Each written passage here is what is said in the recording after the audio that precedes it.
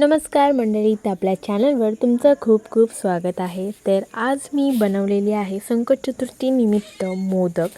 तर मोदकामध्ये थोडासा मी सारण करायला घेतलेला आहे आणि आता इथे कढईमध्ये मी तूप टाकलेला आहे।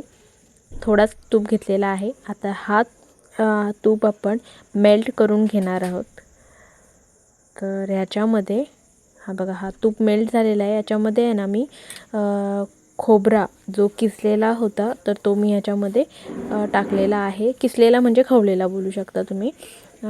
तर मी तो खवलेला आहे, तो टाकलेला आहे खोबरा। आणि त्याच्यामध्ये मी गूळ टाकलेला आहे।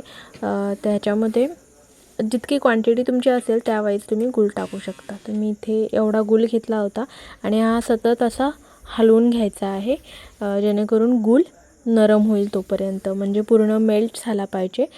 आणि ह्याच्यामध्ये जेवढे पण ड्रायफ्रूट्स आहेत ते कट करून मी ह्याच्यामध्ये टाकलेले आहेत आणि सोबत वेलची पूडसुद्धा मी याच्यामध्ये टाकलेली आहे।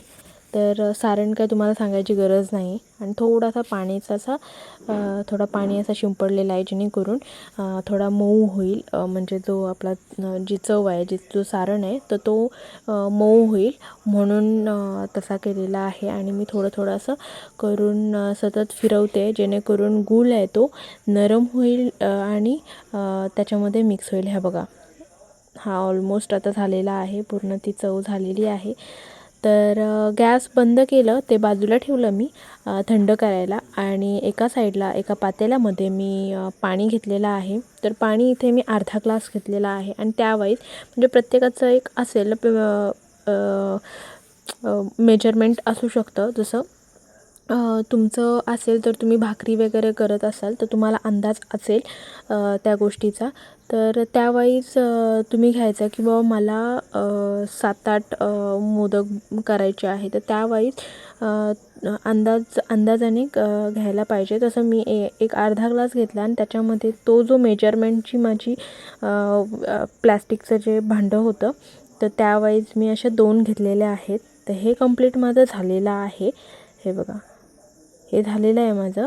आता ह्याला थंड करून घ्यायचं आहे, त्याच्यामुळे मी गॅस बंद करून घेणार आहे आणि थोडासा पीठ आहे ना तो बंद करून घेणार आहे। तर चव तुम्हाला माहितीच असेल, तुम्ही जर करत असाल तर तशीच आहे, एकदम सोप्या पद्धतीने जी तुम्हाला मी ह्या व्हिडिओमध्ये दाखवलेली आहे तर ती। आणि दुसरं म्हणजे भाकरीचं पीठ घेत असाल तर ते भाकरीच्या पिठाप्रमाणे तेच पीठ घ्यायचं आहे बघा। आणि भाकरीचंच पीठ आपण वापरतो आहे, तांदळाचं पीठ। ओके, तर इथे मी हे मलून घेतलेलं आहे। प्रत्येकाचे असे 7-8 गोळे बनवून ठेवलेले आहेत। आणि आता आहे ना थोडा पाणी करून, आता मी हा एक गोळा घेतलेला आहे, याला पाणी लावून पुन्हा डबल तो मळलेला आहे। आणि असंच प्रत्येक टायमिंगला आपल्याला मलायला लागतं। आणि जसं तुम्ही असं मलाल ना तेवढा तो नरम होतो आणि मग मोदकची पारी जी आहे ती मस्त येते आणि पातळ येते। तर इथे आपली पारी झालेली आहे। आता आपण याच्यातनं सारण टाकून घेणार आहोत। तर इथे मी हे बघा, मी हा सारण घेतलेला आहे, याच्यामध्ये टाकलेला आहे। आणि आता आपल्याला पाऱ्या पाडून घ्यायच्या आहेत।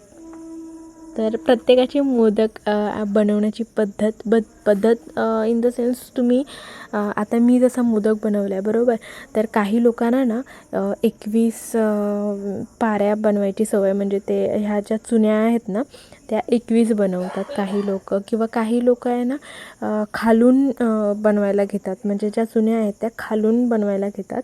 किंवा काही चुन्या करतात आणि त्याच्यानंतर मग त्याच्यामध्ये सारण टाकतात। तर प्रत्येकाची बनवायची पद्धत असते ना ती थोडी वेगळी आहे। तर मला अशी बनवायची पद्धत म्हणजे माहिती आहे आणि मी तशीच पद्धत जास्त बनवते।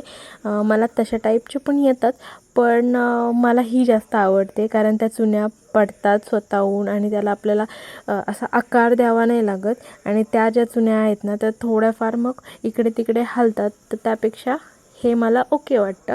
त्याच्यामुळे मग मी ह्या पद्धतीचेच मोदक बनवते। तर हा मोदक आपला झालेला आहे। तसंच बाकीचे जे गोळे घेतलेले आहेत मी, तर ते पण मी आता मोदक करून घेते आहे. तर तुम्हाला मी एक मोदक दाखवलेलाच आहे, त्याचप्रमाणे करायचं आहे. तर इथे हे मोदक बनवून झालेले आहेत. माझं थोडं पीठ उरलं होतं, मग त्याची आता काय मी भाकरी बनवणार. तर इथे मी एक मोठा पातेला घेतला आणि हे जे मी बनवलं होतं ते तुम्ही एका ताटलीमध्ये जे होलांची ताटली असते ना मोदकांची, तर त्याच्यामध्ये करू शकता. मी किसणीमध्ये केले कारण मोदक खूप कमी होते, त्याच्यामुळे मग मी त्याच्यामध्ये केले. खोटं काय बोलू शकत नाही, ते हाय ते हाय. तर मी त्याच्यामध्ये केलं आणि एक वाटी घेतली, त्याच्यामध्ये पाणी टाकलं थोडंसं आणि मग वाफेला ठेवलं. एक 20 मिनटं मी वाफेवर ठेवलं आणि वाफेतून काढून झाल्यानंतर आपली मस्त गरमागरम मोदक तयार आहेत. तर तुम्ही बघू शकता खूप खूप गरम लागला होता, म्हणून मग मी काढून टाकला लगेच हातावरून, कारण खूपच गरम लागला होता. मला अंदाज नाही आला कारण मी कॅमेरामध्ये बघत होते. तर या मोदक खायला.